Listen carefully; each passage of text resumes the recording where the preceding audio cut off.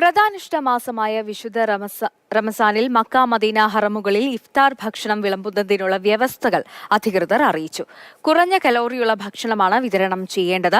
ബന്ധപ്പെട്ട വെബ്സൈറ്റിൽ ലിസ്റ്റ് ചെയ്തിരിക്കുന്ന നിബന്ധനകളും വ്യവസ്ഥകളും പാലിച്ചുകൊണ്ടായിരിക്കണം ഇഫ്താർ വിതരണമെന്നും അറിയിച്ചിട്ടുണ്ട്.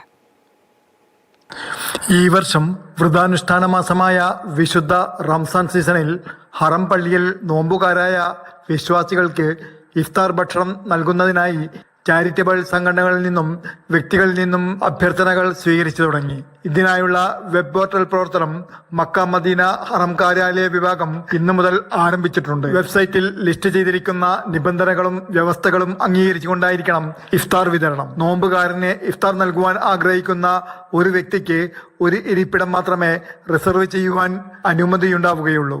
ചാരിറ്റബിൾ സംഘടനകൾക്ക് 10 ഇഫ്താർ വിരുന്നിന് അധികൃതർ അനുമതി നൽകും. എന്നാൽ അതോറിറ്റി അംഗീകരിച്ച കാറ്ററിംഗ് കമ്പനികളുമായി കരാറിൽ ഏർപ്പെട്ടിരിക്കണം. ഇങ്ങനെയാണ് ഇഫ്താർ സേവനത്തിനുള്ള സ്ഥലങ്ങൾ തിരഞ്ഞെടുക്കേണ്ടത്. വ്യക്തിഗത ഭക്ഷണം വിതരണം ചെയ്യുന്നവർ വിട്ടുമാറാത്ത രോഗമുള്ളവരും പ്രമേഹ രോഗികളുമായവർക്ക് 20% നിരക്കിലും, അതേസമയം ചാരിറ്റബിൾ സംഘടനകൾ നൽകുന്ന ഭക്ഷണം 30% നിരക്കിലും കുറഞ്ഞ കലോറിയുള്ള ഭക്ഷണമാണ് നൽകേണ്ടത്. ഇഫ്താർ ഭക്ഷണ വിതരണ സേവനത്തിന്റെ ഗുണനിലവാരവും സുരക്ഷയും ഉറപ്പാക്കുവാൻ അംഗീകൃത പൊതികളിലായിരിക്കണം ഇഫ്താർ ഭക്ഷണം വിതരണം ചെയ്യേണ്ടതെന്ന് അതോറിറ്റി അറിയിച്ചു. Jafar Ali Palakkode, Mathrubhumi news, Jeddah.